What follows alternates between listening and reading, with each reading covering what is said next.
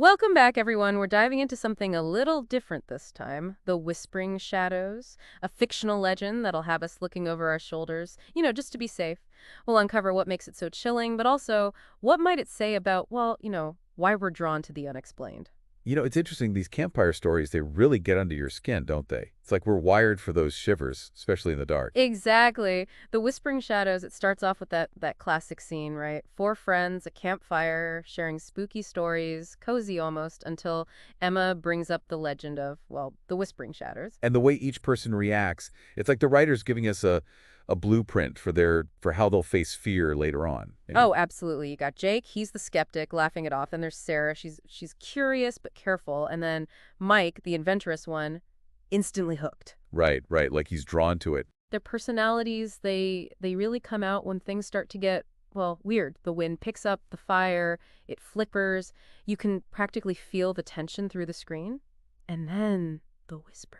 It's like the whole forest is closing in, isn't it? Yeah, it is. So this is where foreshadowing comes in. The writer's dropping little clues to keep you on edge, but you don't know exactly what's coming. Like breadcrumbs of dread, right? Yeah, exactly. Okay, so I'm hooked already. The whispers, they get louder, and Mike, being Mike, he decides to go check it out. I mean, come on, a dark forest where people vanish. What were they thinking? Well, Mike's that classic horror movie character, the one who underestimates the danger.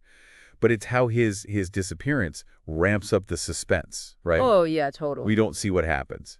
Just the panic in their voices and those whispers getting closer. It's the not knowing that really gets to you, doesn't it? Our brains, they hate the unknown. A visible threat, that's almost easier to deal with. I know, right? It's like they're tapping into our deepest fears, what we can't see. So effective. Okay, so Mike's gone, vanished. His friends, they're searching, calling his name, but all they hear are those chilling whispers. Then they find it. Mike's broken flashlight. Oh, no. Remember that foreshadowing we talked about? This isn't just a random thing. It's like a symbol.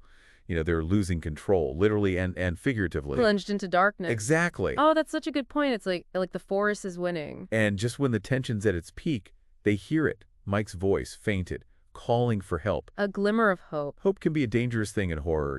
Oh, true. They found the flashlight, but Mike's nowhere to be seen.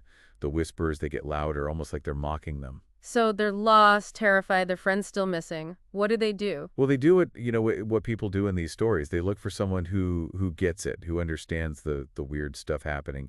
In this case, it's that village elder, what do they call her? The keeper of secrets. Ah, right, right. Every horror story needs that wise old character. They always have the answers, or at least some clues. So what does she say about the whispering shadows? This is where things get, a little deeper than just, being scared. It says those whispers, they aren't just a myth. They're real, lost souls, people who vanished in the forest. Their voices, they're trapped, calling out forever. Wow, that adds a whole other layer to it, doesn't it? It's hard just about fear anymore. It's about loss, about not finding peace. Exactly. It's like one of our deepest fears, Being forgotten, your voice just fading away. Chilling. It makes you think, what's the real horror here? The shadows themselves or being lost like that forever? So they know now Mike's probably one of those lost souls. Do they give up hope? Not completely. The keeper of secrets, she gives them a tiny bit of hope. She says if they listen really carefully, they might hear a final message from the people taken by the shadows. Imagine that, like one last word from your friend, even if it's just a whisper.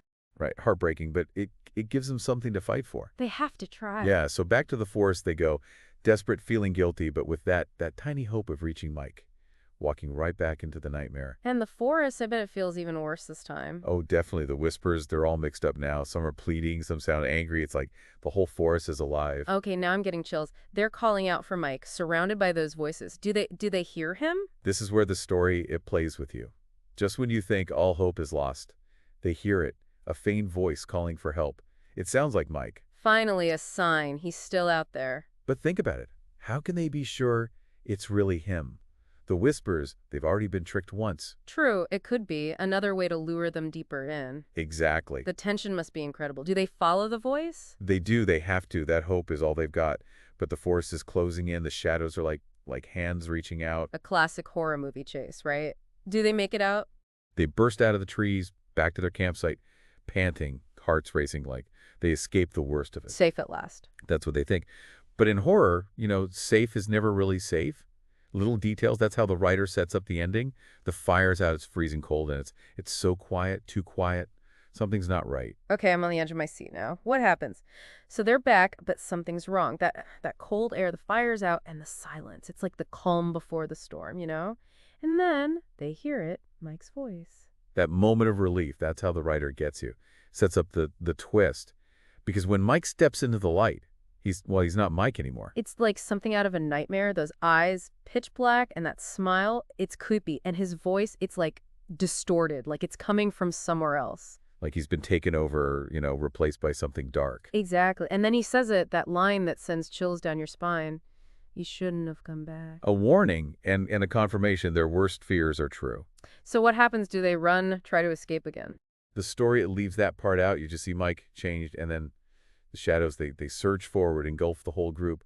Then black screen, silence. It's like the story itself became a whisper. That unsettling feeling, it sticks with you. And then that final text on the screen, some legends are better left untold. Chillin', right. It makes you think, why are we so drawn to these stories? Even though they scare us, why do we keep coming back? I think it's like a way to deal with the unknown.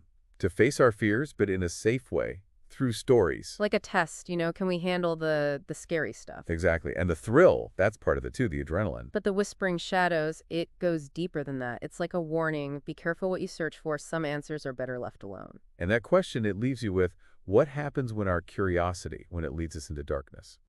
Well, that's a chilling thought to end on, isn't it? We've really gone deep with the whispering shadows, haven't we? Exploring the fear, the storytelling, and the power these legends have.